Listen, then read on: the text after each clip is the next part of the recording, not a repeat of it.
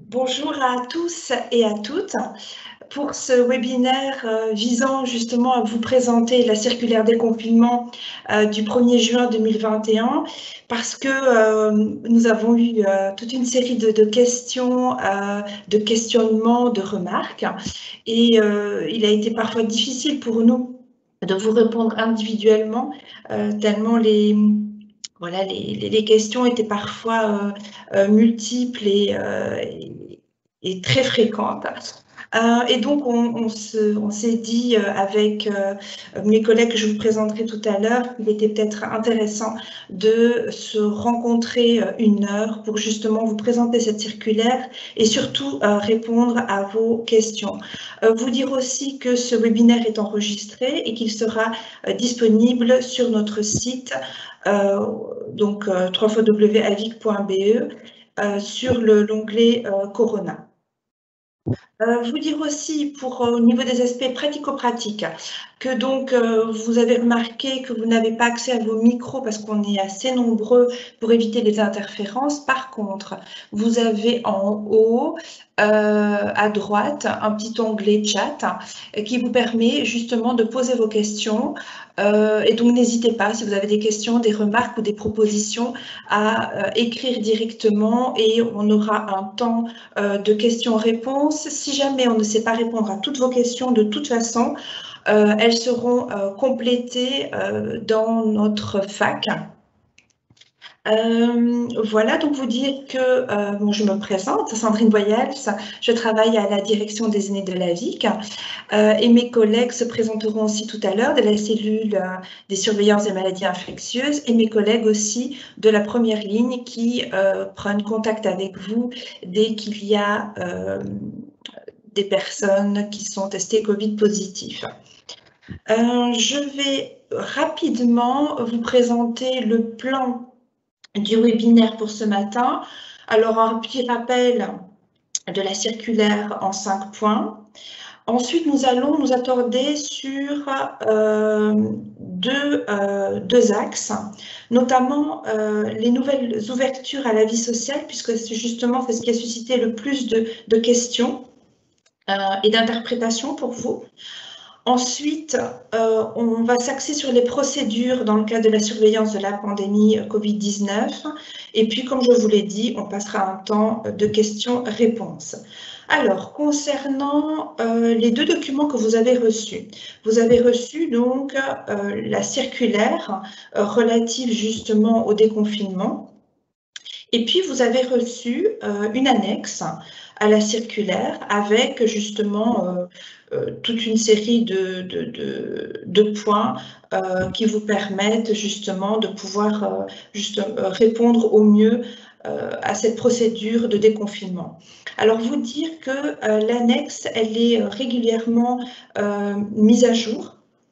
Et donc, n'hésitez pas à aller sur le site qui était référencé. Et de toute façon, vous aurez toutes ces informations aussi disponibles sur notre site, toujours sur l'onglet Corona. Si je ne dis pas de bêtises, Phyllis me corrigera après si nécessaire.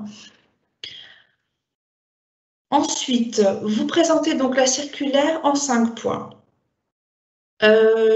Donc, un des premiers points qui est rappelé dans la circulaire, c'est que désormais, tout comme avant, le COAS et le CROAS redeviennent donc sont d'application par rapport aux visites, par rapport aux sorties, par rapport aux possibilités de recevoir des personnes de l'extérieur pour réaliser des animations, etc., etc. Mais néanmoins, bien entendu, les règles relatives au Codeco restent aussi d'application et donc, bien, au fur et à mesure des informations que nous recevons comme tout citoyen relatives aux mesures d'assouplissement concernant le Covid, il faut espérer que ces mesures justement d'assouplissement se poursuivent, eh bien, restent bien sûr d'application au niveau des maisons de repos et de soins. Je vous ai parlé aussi de l'annexe avec les questions. Donc, n'hésitez pas à revenir vers cette annexe puisqu'il y a des mises à jour qui sont régulières. Et d'ailleurs, Lorsque je vous ai envoyé la première circulaire, eh bien depuis lors, il y a eu des modifications avec une mise à jour qui date maintenant du 10 juin. Concernant aussi un quatrième point qui est précisé dans la circulaire relative aux visites d'inspection, donc qui reprennent les inspections globales qui sont donc inopinées. Et on va revenir justement sur le soutien des surveillances des maladies infectieuses, dont vous voyez ici l'adresse email. Et ma collègue va justement présenter, mes collègues vont présenter justement cette cellule et ce que justement vous pouvez attendre de cette cellule et pour quand et pourquoi, surtout pourquoi, plutôt que quand, les contacter. Je vais maintenant laisser la parole à mon collègue Didier Samin. Je te laisse la parole concernant justement les nouvelles mesures et ouvertures à la vie sociale. Oui, merci, bonjour. Donc, je me présente, Samin Didier, gestionnaire de crise à la VIC. Donc, on va parler un petit peu de ce que permet l'arrêté ministériel du 28 octobre 2020 qui, après chaque Codeco, si tu veux bien revenir à la diapo précédente, qui après chaque Codeco est réactualisé et la dernière actualisation date de l'arrêté ministériel du 4 juin. Alors, il faut déjà savoir que cet arrêté ministériel, il gère la problématique de la limitation de prise de mesures pour la propagation du coronavirus d'une façon générale pour toute la population. Donc, il est nécessaire, quand on lit cette circulaire, de pouvoir l'adapter aux institutions et aux collectivités. De plus, je veux dire, certains cas, comme il gère la généralité, nous devons compléter également certaines mesures qui sont prises par le Codeco. C'est pour ça qu'il y a une circulaire de Madame la ministre de la Santé qui balise, qui dit ce qui est possible et ce qui est toujours limité. Dans cette présentation, j'attire votre attention que je vais reprendre les grands principes, aussi bien des limitations que les mesures qui impliquent certaines activités ou certaines décisions que vous prenez. Donc, vous devrez toujours aller quand même revoir cette circulaire, notamment sur votre devoir d'information aussi bien des résidents que du personnel, que la mise à disposition, par exemple, du gel ou d'autres moyens pour limiter la propagation. Donc, je vais vraiment rester sur les grands principes. Merci. Voilà. Alors, concernant les visites sont autorisées dans les établissements et collectivités pour que chaque résident puisse recevoir 4 personnes par jour. Petit cas particulier, si un couple de résidents donc est dans leur même chambre, ils vivent ensemble, hein, monsieur et madame, ben, c'est pas 8 personnes, c'est toujours 4 personnes. Ces 4 personnes peuvent venir en même temps et les enfants de moins de 12 ans ne sont pas compris. Donc ça, c'est vraiment bien la mesure qui est reprise dans l'arrêté ministériel pour tout ménage en Belgique. Ce qui est demandé, c'est la tenue d'un registre des visites qu'on demande aux personnes qui rendent visite de le compléter à l'arrivée et qui attestent ne pas présenter les symptômes. Alors, ce registre, c'est pas pour qu'on vienne le consulter et voir qui est venu ou pas, non. C'est si jamais nous avons des cas de coronavirus dans l'institution, notre service tracing doit pouvoir savoir qui est venu pour reprendre contact avec ces gens-là, pour les avertir qu'il y a eu un cas de Covid dans votre institution. Donc, il faut vraiment tenir comme finalité que c'est un registre qu'on utilise après détection d'une situation problématique. Merci. Alors, les offres de biens et de services sont autorisées. Alors, qu'est-ce que c'est les offres de biens et de services? Évidemment, vous aviez tout ce qu'on appelait les métiers de contact, mais ça va beaucoup plus large, c'est-à-dire quelqu'un qui voudrait venir pour la plomberie, l'électricité, la vente de matériel sont autorisées, mais l'arrêté ministériel prévoit certaines limitations. C'est-à-dire que pour certains secteurs d'activité, il y a des mesures contraignantes. Alors, ces mesures contraignantes, c'est d'abord pour le secteur culturel, festif, sportif, récréatif et événementiel. Donc là, vous pourriez être touché par ces mesures contraignantes si vous vouliez faire, par exemple, une brocante, une fête des familles, etc.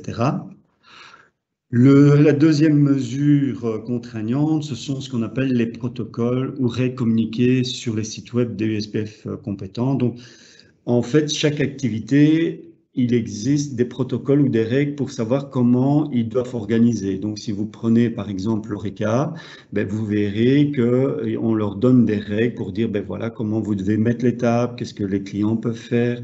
Et donc, toutes ces règles sont reprises dans des protocoles que vous pouvez consulter. Vous tapez SPF travail et vous allez tomber sur la page avec tous les protocoles et vous pourrez voir, par exemple, si des gens de métier, du bâtiment viennent chez vous, quels sont les protocoles qu'ils doivent respecter. Attention, petite remarque, c'est que ces protocoles, ce sont les professionnels qui doivent les connaître et les mettre en application. Donc, on ne vous demande pas, je veux dire, de fliquer si ils respectent ou non les règles, mais on vous demande quand même la prudence d'un bon père de famille, c'est-à-dire que si vous voyez des gens qui rentrent dans votre établissement sans masque, sans respecter les gestes barrières, ben, il y a un souci et donc il faut quand même intervenir pour demander s'ils respectent bien leur protocole. D'une façon générale, les personnes qui viennent pour des offres de biens et de services doivent respecter les gestes barrières et la distanciation sociale. Il y a deux types d'exceptions, les métiers de contact et les photographes. Alors, pour les animations, il faut distinguer les animations que vous faites uniquement pour vos résidents, c'est-à-dire que là, vous faites appel à une personne extérieure, par exemple pour animer une journée dansante. Ben, ça revient toujours à ce qu'on a vu précédemment, c'est un service offert, donc ils doivent respecter leur protocole, mais il n'y a pas de mesures particulières autres. Par contre, vous pourriez dire j'ai envie de faire une fête des familles. Alors là, c'est aussi la règle générale concernant l'arrêté ministériel, c'est qu'il est possible pour tout citoyen d'inviter un rassemblement de maximum 50 personnes chez lui, mais en extérieur. C'est-à-dire que si vous accueillez chez vous, c'est maximum 4 personnes qui peuvent venir. Si vous les mettez dans votre jardin, vous pourriez monter à 50 personnes. Très important, on demande le respect des gestes barrières, donc c'est prévu dans l'arrêté ministériel, et l'arrêté ministériel demande d'éviter les rassemblements. Qu'est-ce qu'on entend par éviter les rassemblements? Si possible, essayer de faire des groupes maximum de 4 personnes, et en tout cas, pas mélanger les gens et respect du port du masque et de la distanciation sociale. Donc c'est fort important. Maintenant, c'est pas parce que l'arrêté ministériel permet cette possibilité qu'il faut utiliser cette possibilité aveuglement. On demande qu'il y ait vraiment une analyse de risque faite par la direction et une analyse d'opportunité en fonction de la situation sanitaire. Au niveau de l'ORECA, donc l'ORECA en institution est ouvert aux visiteurs des résidents. Donc le résident qui accueillerait 2 personnes qui viennent le voir peuvent avoir accès à l'ORECA. Pour les résidents des résidences-services qui souhaiteraient venir dans l'institution ou pour le personnel fragilisé habituellement accueilli, c'est-à-dire les gens qui ont, je veux dire, une certaine constance à venir dans l'institution, on demande la couverture vaccinale de 90% des résidents de l'AMR. Pourquoi? Parce que ce sont des mesures qui visent à assurer quand même un taux de contagion, de propagation du virus limité et également un impact limité. Donc, je veux dire, on souligne vraiment ce besoin des 90% de vaccination chez les résidents.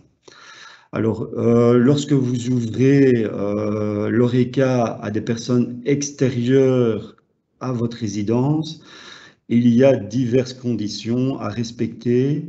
D'abord, c'est 4 personnes par table. C'est des tables espacées au moins d'1,50 m. Aucun service ne peut être fait au bar et ni des consommations debout. Donc, toutes les consommations doivent se faire à table assis et dès que les personnes se lèvent, on doit reporter le masque. Cas particulier, si c'est par exemple un service repas par buffet, ben, le service buffet est autorisé. Il y a également des obligations vis-à-vis de l'institution, notamment la désinfection des tables après les consommations, une ventilation obligatoire. Et je ne les ai pas mis ici, je l'avais mis en note du lecteur. Il y a une obligation d'informer toutes les personnes qui viennent dans la salle d'ORECA sur les mesures Covid et de leur mettre à disposition du gel désinfectant ou du savon. Voilà pour les bras. Alors, important, et c'est repris dans l'arrêté ministériel, sous le titre de la responsabilité de chacun, la responsabilité individuelle, on rappelle le respect de la distanciation sociale. Donc la distanciation sociale, c'est de garder toujours un écart d'1,50 m entre les personnes. Elle ne s'applique pas entre les résidents parce que les résidents sont assimilés à faisant partir à la même bulle. Ce n'est pas non plus applicable entre le résident et les 4 personnes qui viennent leur rendre visite dans leur partie privative. Les résidents et le personnel de l'institution, je veux dire, donc on est bien dans la distanciation sociale, c'est-à-dire que, évidemment, le personnel doit pouvoir aider un résident, par exemple, à se déplacer, donc il n'y a pas de distanciation sociale à ce moment-là. Et pour certains métiers de contact, pour les métiers de contact, pardon, et notamment pour le photographe, il y a également une dérogation. À table, dans le cadre d'une activité ORECA, donc tout le monde qui s'assied à la même table, donc les 4 personnes, effectivement, il n'y a pas non plus ce respect de la distanciation sociale d'1,50 m.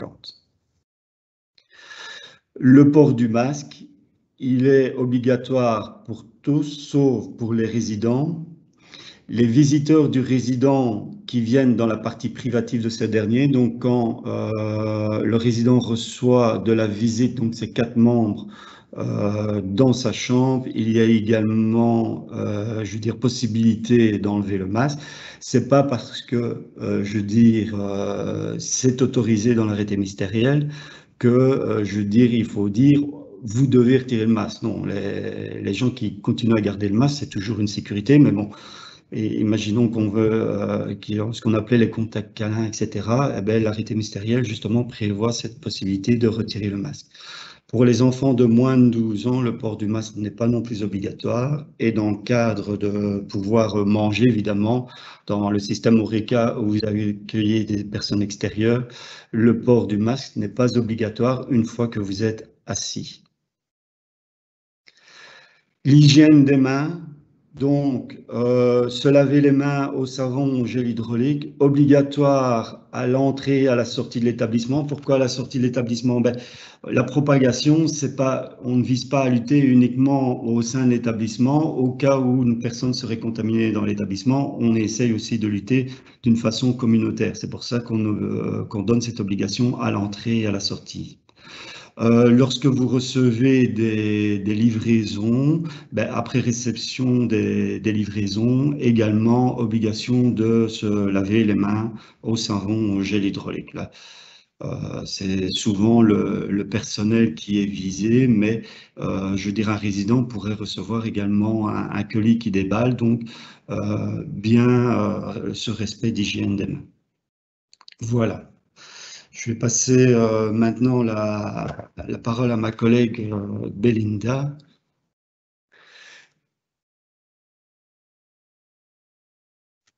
Voilà, bonjour à tous. Merci Didier. Je vais essayer d'apporter un éclairage sur les points un peu plus médicaux de la circulaire et peut-être commencer par nous présenter Nous sommes souvent nommés sous le vocable SURVMI, c'est-à-dire cellule de surveillance des maladies infectieuses. Nous sommes une équipe médicale, donc composée d'infirmiers et de médecins, dont les inspecteurs régionaux d'hygiène. Nous assurons la prévention et le suivi des maladies infectieuses en Wallonie, les maladies à déclaration obligatoire donc également, y compris le Covid. Et nous pouvons apporter un support dès un cas dans l'institution, que ce soit un résident ou un membre du personnel. Je vais peut-être bien insister sur ce cas, un cas, sur la notion de un cas, parce que c'est vraiment primordial, c'est vraiment important d'agir vite dès la connaissance d'un cas positif, puisque ça permet de circonscrire le test à quelques personnes et éviter donc de devoir organiser un testing généralisé et donc de devoir fermer à nouveau l'institution, ce qui est toujours un peu dommage à ce moment de la pandémie.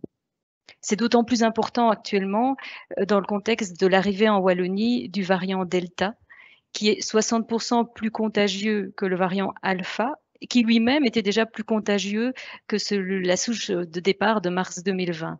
Voilà, donc c'est une question vraiment de rapidité. Qui dit contagiosité plus élevée dit on doit agir vraiment plus vite. Alors, quelle que soit la souche incriminée, les consignes de base sont toujours les mêmes. Et c'est vraiment important de réinsister là-dessus. Les gestes barrières, comme Didier nous en parlait, les mesures d'hygiène de base et le port des épis adéquats. C'était déjà le cas avant la pandémie, mais c'est d'autant plus prioritaire maintenant, évidemment. On ne vient pas travailler avec des symptômes, particulièrement quand on travaille avec des personnes fragiles et des personnes âgées. Et le corollaire, évidemment, on ne revient que quand on n'en a plus. Ça peut paraître évident, mais c'est vraiment très utile de recommuniquer au niveau aussi des visiteurs, des prestataires externes, du personnel. C'est vraiment très, très important. Quand vous avez des symptômes, vous avez une charge virale plus élevée. Quand il y a des symptômes, c'est aussi important de se faire tester, qu'on soit vacciné ou pas. Parce qu'en fait, toute la prise en charge, toute la procédure ne peut être lancée que si vous avez un test positif, un diagnostic. Tant que vous n'avez pas de diagnostic, vous êtes un peu bloqué. Si le test est positif, on réalise un isolement de 10 jours, qu'on soit vacciné ou pas. Attention, un isolement, c'est bien quand le diagnostic est posé, quand on sait que la personne a le Covid et c'est une période qu'on ne peut pas réduire. C'est très différent d'une quarantaine. Une quarantaine, c'est quand vous êtes peut-être en incubation, mais on ne sait pas encore si vous allez développer ou pas la maladie. Et là, on peut par contre réduire la période. Ici, l'isolement de 10 jours correspond en fait à la période de contagion de la personne. Qu'elle soit vaccinée ou pas, qu'elle ait des symptômes ou pas, elle est contagieuse durant 10 jours. Par contre, après ces 10 jours, cette personne est considérée, si elle n'a plus de symptômes, comme guérie. Donc, immunisée. Et donc, on ne la teste plus durant 90 jours. Quelqu'un qui a fait le Covid, on ne lui fait plus faire de quarantaine, on ne la teste plus durant une période de 90 jours. Alors, vous savez que des dérogations à cet isolement et à cette quarantaine sont accordées en cas de manque du personnel soignant. Elles sont sur le site de Sciences Anno. Mais ces dérogations, j'attire votre attention là-dessus, ne sont accordées que s'il n'y a pas de symptômes, justement. Ce qui rejoint mon laïus de départ, on ne vient pas travailler avec des symptômes. Voilà. Peut-être un petit point sur les tests. Vous savez que sont disponibles actuellement en Belgique des autotests et des tests antigéniques rapides.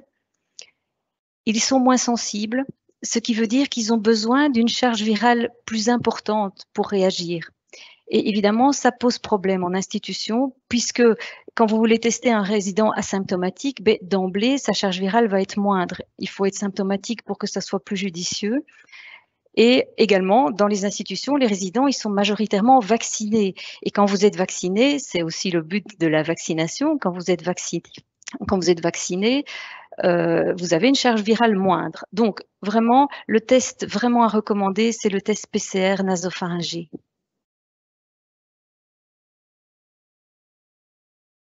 Alors, des questions nous sont remontées à l'apparition de la circulaire sur la signification d'être complètement vacciné. Qu'est-ce que ça signifie?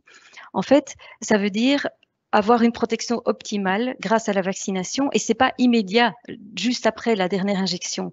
Il y a un délai qu'il faut respecter. Je vous ai mis le nom des 4 vaccins qui sont disponibles actuellement en Belgique. Les délais sont un peu similaires de toute façon. Je crois que le plus simple, c'est de retenir que 15 jours après la dernière injection du schéma vaccinal, on est considéré comme complètement vacciné et protégé. Alors, la circulaire introduit une particularité d'assouplissement, en tout cas pour les vaccinés. Si nous avons dans l'institution 90% des résidents vaccinés, dans 3 situations précises, l'arrivée d'un nouveau résident, le retour d'hospitalisation et une sortie à l'extérieur qui dure plus de 48 heures, le résident vacciné n'a pas de quarantaine à effectuer. Il fera uniquement les tests du J1 et le test du J7. Peut-être une petite particularité pour l'hospitalisation, lors d'un séjour en hôpital, la plupart du temps, un test a déjà été réalisé et s'il a été fait dans les 72 heures, on peut tout à fait s'en servir comme test du J1 et épargner comme ça un test supplémentaire aux résidents. Peut-être un peu dans le même état d'esprit, que ce soit pour les vaccinés ou pour les non-vaccinés, si à l'hôpital, on a déjà commencé une période d'isolement ou une période de quarantaine, lors du retour dans l'institution, on doit juste la terminer. Il ne faut pas recommencer une nouvelle quarantaine ou un nouvel isolement. Si l'isolement de 10 jours, il y a déjà 5 jours qui ont été effectués à l'hôpital, au sein de la maison de repos, il n'y a plus que les derniers 5 jours à faire effectuer par le résident. Voilà, peut-être pour terminer, des questions nous sont remontées aussi sur que signifie lors de la quarantaine cette surveillance accrue jusqu'au J14. Et là, on peut vraiment faire une analogie avec ce qui se passe dans la population générale. Quand vous avez une quarantaine à effectuer, elle est de 10 jours, elle peut être raccourcie à 7 jours, mais il vous est quand même demandé de vous surveiller jusqu'au J14, parce que la période d'incubation du virus, ça reste 14 jours. Ce qui veut dire qu'il faut surveiller l'apparition d'éventuels symptômes et éviter de contacter des personnes fragiles, d'être en contact avec des personnes fragiles ou âgées et respecter plus rigoureusement encore les mesures d'hygiène de base. Au sein de la maison de repos, finalement, c'est pareil. On surveille l'apparition des symptômes, on respecte les mesures d'hygiène et la plupart du temps, ça se limite là. Il faut noter que parfois, il est nécessaire d'introduire une contrainte ou l'autre. Ça dépend vraiment du contexte. Imaginons par exemple qu'un résident a l'habitude de jouer aux cartes avec une résidente qui est en chimio. On peut tout à fait imaginer qu'on lui demande lors de cette activité de porter un masque. Et ça peut aller au pire. Si le contexte épidémiologique est inquiétant au sein de la maison de repos, si on a un variant préoccupant qui circule, on peut très bien décider alors de maintenir la quarantaine d'une durée de 14 jours. Voilà. Je pense que j'ai survolé les questions les plus fréquentes qui nous sont parvenues et je vais donc rendre la parole à Sandrine tout en restant à disposition. Super, merci beaucoup. Phyllis, est-ce que est-ce que j'ai bien tout renseigné au niveau de la restitution du webinaire sur le site de l'AVIC? Oui, Sandrine. En fait, ce sera sur le site covid.avic.be Okay. et la fac se trouvera au même endroit. Et donc, ce sera disponible, à mon avis, à partir de demain ou après-demain. Et il y a déjà 18 questions dans le chat. Je ne sais pas si tu les vois, Sandrine. Non, en faisant la présentation, je ne pouvais pas les voir en même temps. J'essaie d'activer. Voilà. Je ne les vois pas, moi. C'est dans les phylactères tout au-dessus. Tu cliques dessus et normalement, tu as les questions. Oui, je sais bien, mais... peut-être tu peux les lire. Didier, tu sais les voir? Parce que moi, j'ai un bug, en fait. Oui. Donc, la première, c'est monsieur ou madame Caron qui dit « Tous les visiteurs peuvent-ils se rendre en chambre, même à 4 ?» Donc, peuvent-ils enlever le masque et avoir des contacts physiques avec le résident? Donc, concernant l'arrêté ministériel, c'est possible. Donc, l'arrêté ministériel, comme je vous l'ai dit, c'est possible, c'est pas interdit. Maintenant, encore une fois, je veux dire, l'arrêté ministériel fait des mesures générales il est important que la direction, par rapport à ce qui est possible, fasse son analyse de risque et voir si certaines opportunités peuvent créer un danger supplémentaire. Mais c'est possible. La deuxième question, le conseil des résidents avec la présence des familles peut-il reprendre? Là, il faudrait voir d'une façon technique comment s'organisaient les conseils des résidents, mais les rassemblements dans la résidence sont interdits. Donc, il est possible de se rassembler en extérieur à 10. Donc, si vous vous mettez en extérieur pour avoir un échange ou faire cette activité, même jusque, je veux dire, on pourrait dire jusque 50 en extérieur du bâtiment, c'est possible. À l'intérieur, en tout cas, dès que vous dépasserez, je veux dire, ça ne sera pas possible. Voilà. Je vois aussi que Alexandra, désolée, je ne vois que vos prénoms, pas de quarantaine pour un retour d'hospice si résident complètement vacciné. Et apparemment, elle n'avait pas compris qu'il n'y avait pas cette obligation de 14 jours de quarantaine. Non, la quarantaine peut être, si je peux intervenir, oui. La quarantaine peut être vraiment raccourcie à 7 jours, comme dans la population générale. Mais comme dans la population générale, s'il y a la moindre nécessité, on peut la prolonger et c'est maximum 14 jours. Donc ça, c'est vraiment une analyse de risque sur le terrain. Mais sinon, la quarantaine, c'est 10 jours qui peuvent être amenés à 7 si le test du J7 est négatif. Ça, c'est comme pour la population générale. Oui. Alors, il y a aussi par rapport aux résidents, des centres de jour et centres de soins de jour, peuvent-ils avoir des contacts avec les résidents des maisons de repos? À quand une reprise d'activité ponctuelle commune? Attends, parce que si tu permets, Sandrine, je voudrais faire les questions une par une dans le fil, parce que si on saute, on va... Bien sûr, je comprends. Mais c'est parce que j'ai eu un bug et je ne vois que les dernières, en fait. Donc, pas de souci, je te laisse mener. Alors, donc, les activités avec les familles comme partenaires peuvent-ils reprendre? Donc, on répète, si l'arrêté ministériel prévoit qu'une activité 50 personnes, tout compris, peut se faire en extérieur, il y a une demande d'une analyse de risque et d'opportunité qui doit être faite par, je veux dire, la direction. Et d'autre part, il doit être mis en place un dispositif pour un respect des gestes barrières. Donc, je veux dire, oui, c'est possible. Maintenant, il faut savoir l'organiser. Et il faut voir si ce qu'on veut faire au niveau d'opportunité est rencontré. Et je répète, toujours en extérieur. Donc, vous ne pourriez pas faire venir ces familles, les faire rentrer dans votre établissement et puis les faire ressortir. Non, c'est directement prévoir un système avec les gens qui se rencontrent directement à l'extérieur. Alors, les résidents peuvent-ils sortir seuls à l'extérieur? Je dirais le résident qui n'a pas de raison médicale qui nécessite qu'il soit accompagné peut sortir. Évidemment, les collectivités ne sont pas des prisons.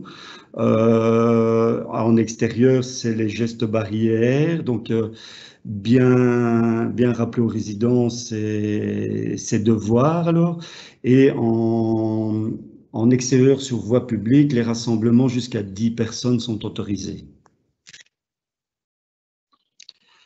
Alors, l'encodage en plasma est une contrainte quotidienne. Nous réfléchissons à voir comment on pourrait concilier ce besoin d'information et cette contrainte qu'on vous demande. Mais aujourd'hui, nous avons encore des cas qui montrent que, je veux dire, un encodage rapide nous permet d'agir rapidement. Il y a encore des situations de contamination dans des maisons de repos où il y a des vaccinés et c'est grâce à ce système d'encodage que nous sommes alertés et que nous pouvons agir. Donc, un groupe de travail au sein de la VIC se penche sur comment on peut concilier les deux. Je ne vais pas vous promettre de date, mais nous sommes conscients de cette contrainte. Nous vous demandons d'être compréhensifs par rapport à nous, cette nécessité qu'on vous demande d'encodage. Faut-il prévoir quelqu'un à l'accueil pour enregistrer les visiteurs ou peuvent-ils s'enregistrer seuls? Donc, il est, je veux dire, ça c'est l'objet du contrôle. Il faut que cette tâche soit remplie. Donc, on ne demande pas des gens de permanence, mais je veux dire, vérifier que cet encodage se fasse. Alors, à partir du moment où ce ne sont pas des traitements automatisés, donc une simple feuille dans un cahier, nous n'avons pas de problème au niveau RGPD pour enregistrer, je veux dire, pour que la personne mette son nom sur le cahier. Ça deviendrait problématique si vous gardiez des fichiers, par exemple, informatisés, tout ça, là, nous serions en infraction au RGPD. Il faut également, je veux dire, bien communiquer sur le pourquoi. Encore une fois, c'est pas quelque chose qu'on veut faire pour que l'inspection vienne contrôler, pas du tout. C'est si vraiment il y a une situation chez vous, qu'on puisse avertir rapidement les gens concernés. Bon, ces 4 personnes peuvent échanger chaque jour. Oui, il n'y a plus de délai de 15 jours entre les personnes. Maintenant, encore une fois, il y a toujours un aspect d'équilibre. Je veux dire, même si c'est autorisé, un résident qui recevrait tous les jours de la semaine 4 personnes différentes, c'est toujours plus problématique à gérer que une personne qui reçoit 3-4 fois par semaine, c'est les 4 mêmes personnes, quoi. Alors, en chambre double, là, il y a quelqu'un qui faisait une multiplication par 2. Ben non. Normalement, c'est 4 personnes pour la chambre privative, donc ça serait 4 personnes et pas 8. Donc, parce que c'est la même bulle. C'est comme si, je veux dire, on extrapolait et qu'on mettait dans une famille, c'est que papa reçoit 4 personnes, maman 4 autres personnes, les enfants 4 autres personnes, ça ferait 12, non pas du tout. C'est 4 personnes pour la bulle, donc on ne peut pas monter à 8. Je peux entendre les problèmes. Maintenant, je vous donne, moi, par rapport à l'arrêté ministériel.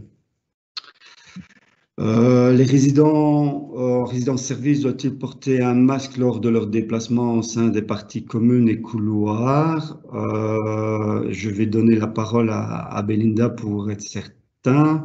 Au niveau arrêté ministériel, c'est oui, sans couverture vaccinale, et je suppose que même avec couverture vaccinale pour chez vous.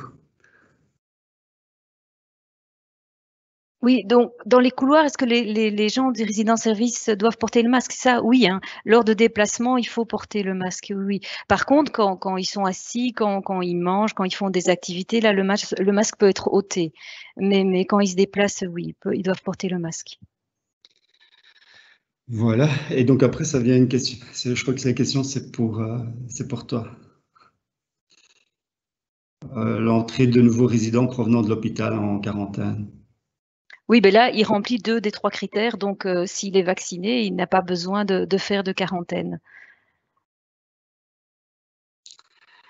Alors, les aumôniers peuvent-ils retourner en chambre? En fait, les aumôniers sont repris dans une activité qui est autorisée. Donc, c'est-à-dire que si l'aumônier, je veux dire, fait une séance pour tout le monde, il n'y a aucun problème. Par contre, s'il vient en chambre, alors là, c'est compris dans les 4 personnes. La suivante, c'est pour moi. C'est bien 10 jours d'isolement à partir de l'apparition des symptômes. Donc, du jour où vous avez eu de la fièvre, vous avez commencé à tousser, cracher. Évidemment, si vous n'avez pas de symptômes, il faut bien partir de quelque part. Et là, on part du test. Donc là, c'est à partir du test positif. Alors, trouver la circulaire, ben, oui, on va la remettre sur, quand vous parlez de la circulaire, vous parlez de quelle circulaire? Donc, la circulaire de Madame la ministre de la Santé, je suppose, et pas de l'arrêté ministériel. Donc là, on va regarder avec la direction métier pour pouvoir la mettre sur le site. Mais elle est déjà sur le site. La circulaire. Elle est déjà sur le site. Hein, elle n'est pas présente dans la boîte à outils. C'est monsieur. Elle est sur le site Corona. Elle est déjà sur le site, avec l'annexe. Okay. Comme je l'ai présenté au début, en fait. Alors, la question suivante, un nouveau résident, s'il arrive de l'hôpital et qu'il n'est pas vacciné, donc là, lui, il doit faire, par contre, ses 10 jours de quarantaine. S'il fait son test du J7 et que le test du J7 est négatif, alors ça sera 7 jours de quarantaine. Mais lui, par contre, il doit faire la quarantaine. C'est un des avantages qui a été accordé aux résidents vaccinés.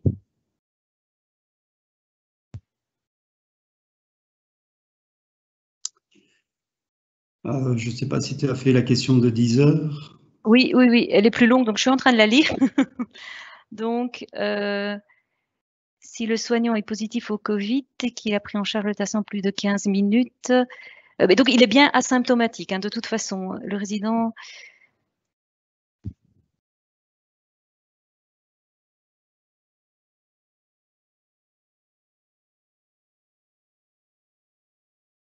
Il faut bien relire les exceptions alors du personnel soignant sur le site de Sciences Anno. Je pense qu'ici, si la décision a été prise en concertation avec la direction et le médecin coordinateur de laisser un soignant positif travailler à cause du manque de personnel, du personnel soignant, attention, on ne parle pas d'une cuisinière ou du personnel d'entretien, il faut vraiment que ce soit du personnel soignant.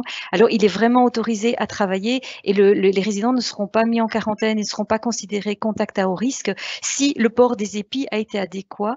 S'il enlève son masque, évidemment, alors là, oui, là, pour l'instant, en tout cas, on n'en est pas encore à pouvoir ôter son masque et là, le résident sera bien considéré comme contact à haut risque. Voilà, excusez-moi, la question était un peu longue et je n'ai pas tout de suite compris de quoi il retournait.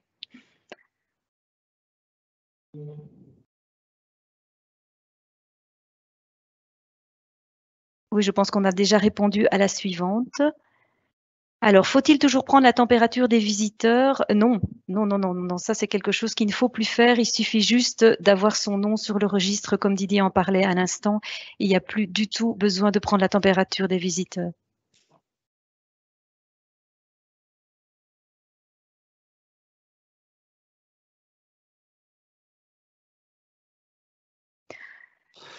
Je ne pense pas. Je ne pense pas que quand on n'a pas les 90%, je vais laisser la parole à Didier parce que évidemment c'est plus technique d'après l'arrêté ministériel, mais je pense que non. Non, donc pour l'arrêté ministériel, il n'y a pas de différence entre vacciné ou non vacciné, donc chaque résident a droit à recevoir ces 4 visites. Alors, un isolement, une quarantaine, évidemment, les visites sont suspendues. Ça, vraiment, c'est le principe de base. Il faut vraiment s'isoler.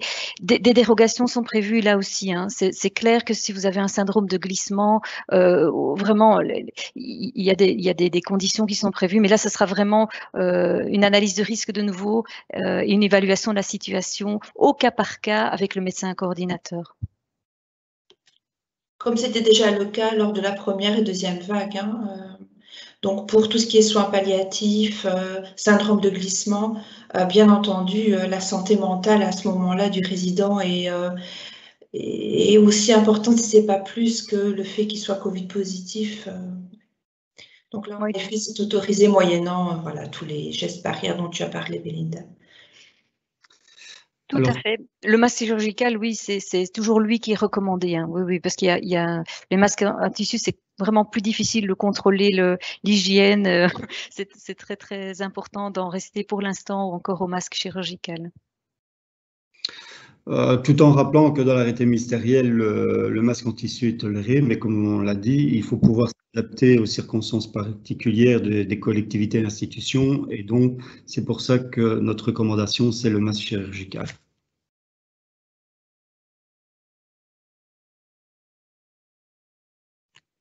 Question de température, c'est pour ça. Alors, la température, oui. S'il n'y a pas de cluster, ça n'a pas de sens de prendre la température des résidents chaque jour. Les personnes âgées font de toute façon moins souvent de la température. Je pense que ça n'a de sens que si vous avez un cluster en cours dans l'institution. Donc, on peut enlever cette tâche. S'il n'y a pas de raison médicale de le faire, il n'y a pas d'intérêt particulier à le faire actuellement. Puis non, on en revient au CJ, CAJ.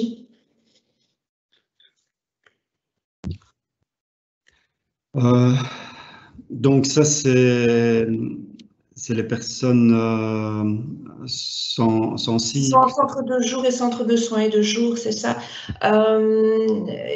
Parfois, donc l'entrée est différente de la maison de repos. Parfois, c'est la même. Et entre guillemets, à gauche du couloir, il y a le centre de jour, le centre de soins et de jour.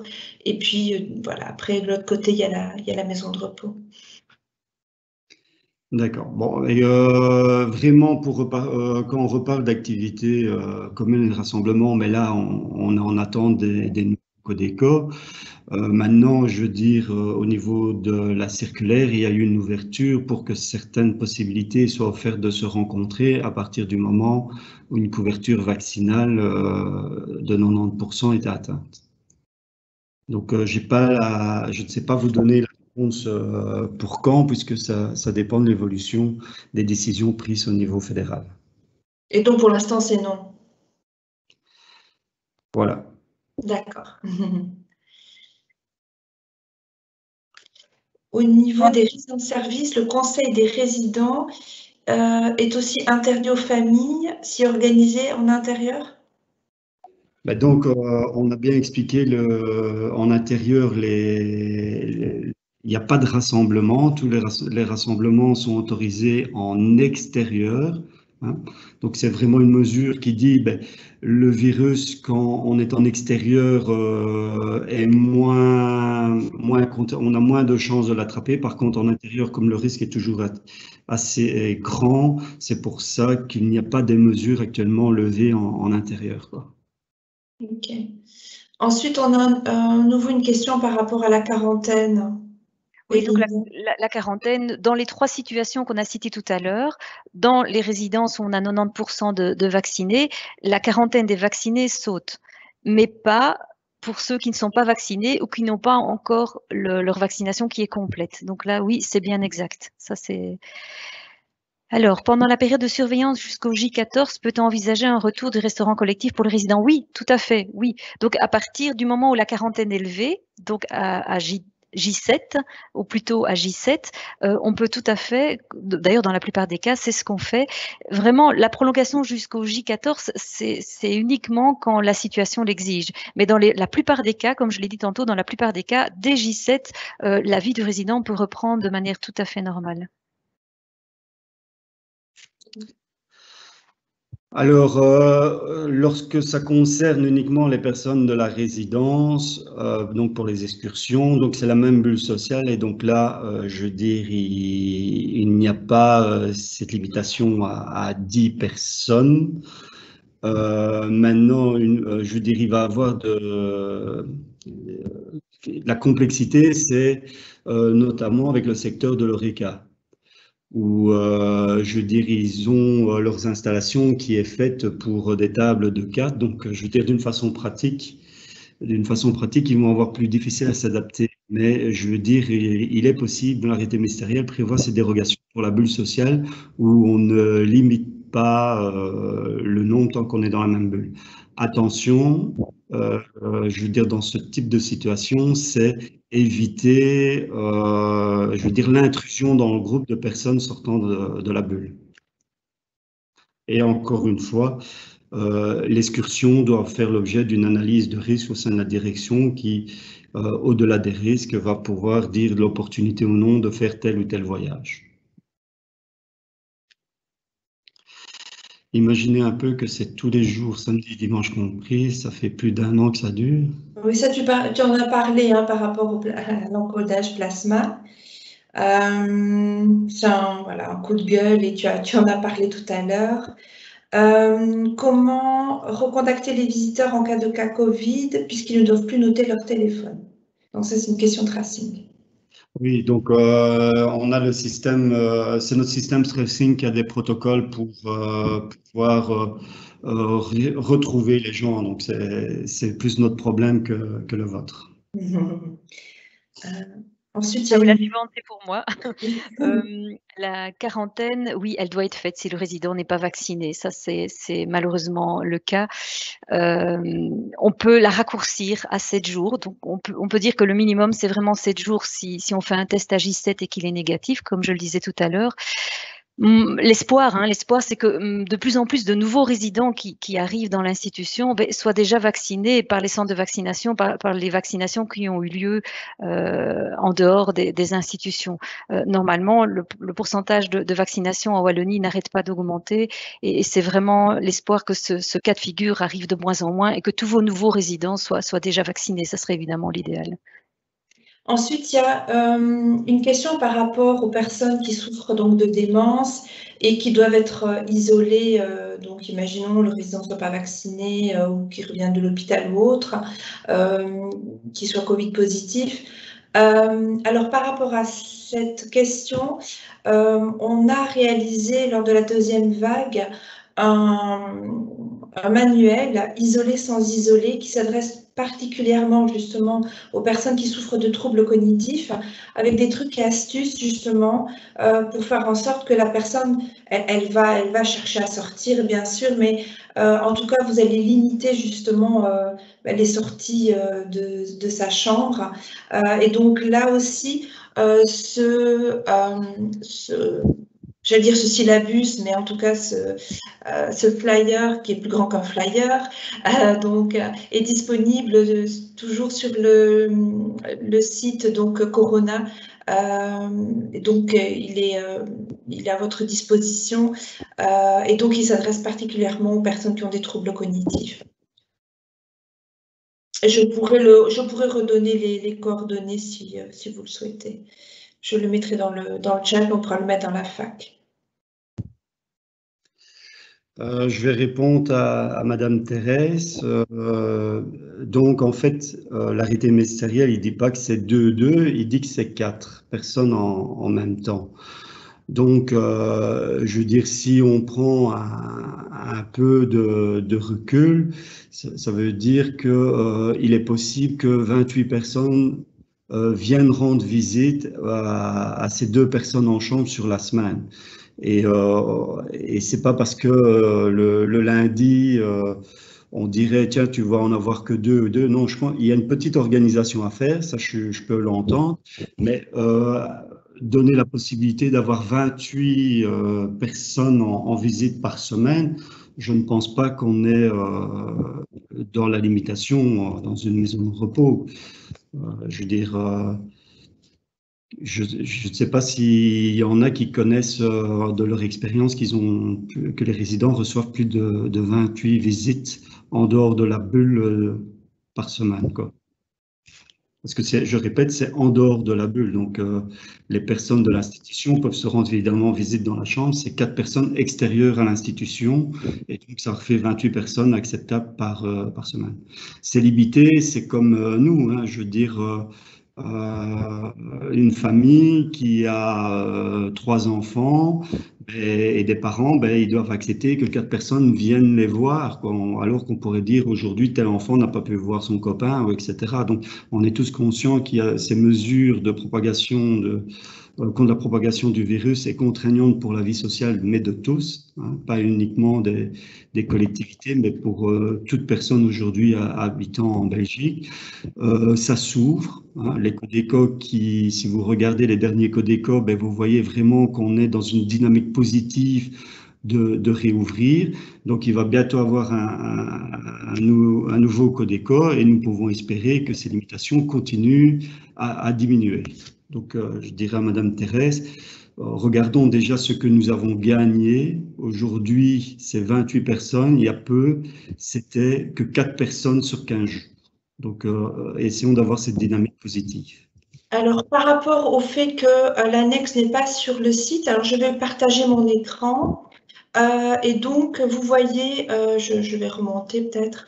Je suis sur le site, donc https covid.avic.be et donc quand vous cliquez sur maison de repos, le secteur, et vous avez donc les directives pour les établissements pour aînés. Si vous téléchargez, vous avez la circulaire. Et ici, il vous suffit de cliquer. Et voilà, j'ouvre le fichier Word. Et vous avez donc la mise à jour du 10/6/2021. Ça va? Est-ce que le personnel doit toujours prendre sa température de manière quotidienne? Eh bien, non, je dirais non. Mais par contre, comme je le signalais tout à l'heure, c'est quand même de la responsabilité personnelle de chacun de finalement se surveiller. Et si on a l'impression qu'on a de la fièvre, qu'on n'est pas bien, qu'on a des symptômes, de le vérifier et de ne pas se présenter au travail, évidemment. Alors, même si on est vacciné, est-ce qu'il y a lieu de faire un test à J1 et J7 obligatoire? Pourquoi? Parce que la circulation du virus est encore trop importante actuellement en Belgique. C'est quelque chose qui est appelé à évoluer, hein. Il y a des mises à jour permanentes, des recommandations au niveau scientifique, hein. Les experts s'y attablent très régulièrement. Mais pour le moment, ça circule encore trop, même si les maisons de repos sont des bulles qui sont protégées. Dès que les résidents sortent, il y a trop de circulation de virus et trop de risques d'apparition de nouveaux variants qu'on ne connaît pas encore très très bien, comme le dernier en date, le variant Delta. Donc pour le moment, les tests sont encore obligatoires. C'est les quarantaines qui sauteront en premier, comme vous l'avez compris. Alors, je vois qu'il est 10h28, donc il reste peu de questions, mais on a quand même Didier, je te laisse aussi regarder. Pour les résidents résidentiels, doivent-ils porter un masque dans les couloirs de la résidence-service ou uniquement dans la maison de repos? Attendez, parce qu'il faut que je prenne. Donc, excursion, on a répondu. Oui. Et donc, je cherchais la question.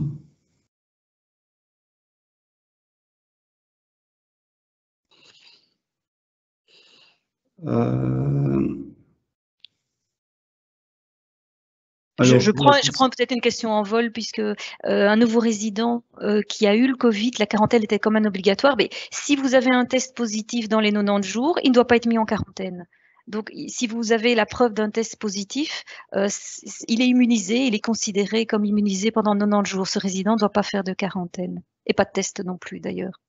Alors, il y a une question. Pardon, il y a une question qui revient aussi régulièrement dans les feedbacks que l'on a. Et donc, comme on ne l'a pas encore eu, je me permets de la lire. Pour les repas au restaurant de la maison de repos, les résidents peuvent-ils choisir librement leur place, pour autant que l'on puisse retracer en cas de problème? Je ne sais pas qui peut répondre à cette question. Par rapport à l'intérim ministériel, il n'y a pas d'obligation d'avoir une place bien précise. Donc, c'est plus une question de voir dans l'ordre du tracing médical. Je veux dire, moi, au niveau réglementation, en tout cas, il n'y a pas d'imposition. Par contre, le système Horeca, si vous prenez des visiteurs extérieurs, alors là, vous allez avoir un autre gros problème, c'est que ça veut dire que vous avez vraiment une activité Horeca telle que définie dans les protocoles et vous allez devoir répondre à diverses contraintes, notamment la surveillance du CO2, le devoir de ne pas mélanger les résidents à ces visiteurs. Donc, pour l'instant, je vous dirais non, vu toutes les contraintes que vous devriez mettre en place. Hein, donc, si vous allez revoir le protocole pur Horeca, vous voyez que vous avez l'Horeca en institution à des assouplissements de contraintes gestes barrières par rapport à un vrai système d'Horeca. Donc, ça, c'était pour répondre à Madame Lambert. On prend encore une ou deux questions, puis après on arrêtera parce qu'il est déjà 30 passé. D'accord, je vais prendre le résident non vacciné qui se rend à l'hôpital. En fait, là, il n'est pas hospitalisé, donc c'est considéré comme une sortie extérieure. Comme c'est une sortie extérieure, il faut respecter les gestes barrières et quand il rentre, il n'y a pas de quarantaine, pas de test. C'est considéré vraiment comme une sortie de moins de 48 heures. Voilà. Didier, tu veux prendre une dernière question? Je veux dire, dans le système, c'était Madame Lambert qui disait au restaurant 3 et 4 sont respectés C'est la distanciation sociale, donc c'était bien une des mesures quand on était à table. Je veux dire, là, on est assis l'un à côté de l'autre, donc évidemment, le 1,50 m tombe. Très bien. OK. Je pense qu'on va donc Je vais arrêter. peut-être terminer. Peut-être c'est important de dire que vacciner, est-ce que ça veut dire 2 doses ou une dose suffit? Non. Avec l'arrivée du variant Delta, on a vraiment prouvé dans les études scientifiques qu'il faut vraiment les 2 doses pour être protégé. Une dose n'est absolument pas suffisante. Donc, vacciner, c'est vraiment la dose complète, sauf pour le vaccin Johnson & Johnson. Hein. Vous savez que ça, c'est une dose unique. Et aussi la période de délai, comme on l'a cité tout à l'heure. Et c'est là seulement qu'on est bien vacciné. Voilà. Très bien. Par rapport justement, comme je n'ai pas l'habitude comme vous, Didier et Belinda, par rapport aux questions justement qui ont été posées, est-ce que ce sont des questions qui vont être rajoutées après à la fac ou ça fonctionne comment pour les personnes qui nous écoutent? On va voir avec le service chez nous, communication, ce qu'on peut faire. Effectivement, on peut reprendre ces questions posées et voir si on peut les intégrer à la fac. Très bien. Très bien. Et donc, Phyllis, peut-être pour clôturer, donc c'est rappeler le site que j'ai montré tout à l'heure. Donc 3 fois W, je remets donc https covid.avic.be et donc là vous avez tous les documents, vous pouvez retrouver tous les documents concernant justement les directives pour les établissements pour aînés et n'hésitez pas à consulter ce site notamment concernant l'annexe et les facs qui sont révisés régulièrement. Est-ce que j'ai oublié quelque chose, Phyllis, en termes de communication? C'est bien ça. Donc, l'enregistrement sera disponible à partir de demain. Très bien. Eh bien, nous vous remercions en tout cas d'avoir participé à ce webinaire aussi rapidement. En tout cas, pour nous, c'était important de pouvoir répondre le plus rapidement possible à vos questions dans la mesure où nous nous excusons, mais on a reçu pas mal de questions, c'est normal, hein, on arrive à une période de déconfinement et donc ça suscite beaucoup de questionnements et parfois d'angoisse et on ne savait pas répondre directement à toutes vos sollicitations. N'hésitez pas à revenir vers nous si nécessaire et à consulter donc le site de l'AVIC par rapport au Covid. Merci à tous. Merci à Didier et à Belinda, sans qui je n'aurais pas su faire ce webinaire, ça c'est sûr. Merci et merci aussi à mes collègues de la première ligne qui sont là pour répondre à vos questions. Belle journée à tous, beaucoup de courage et merci pour tout ce que vous faites. Au revoir. Au revoir. Merci. Au revoir.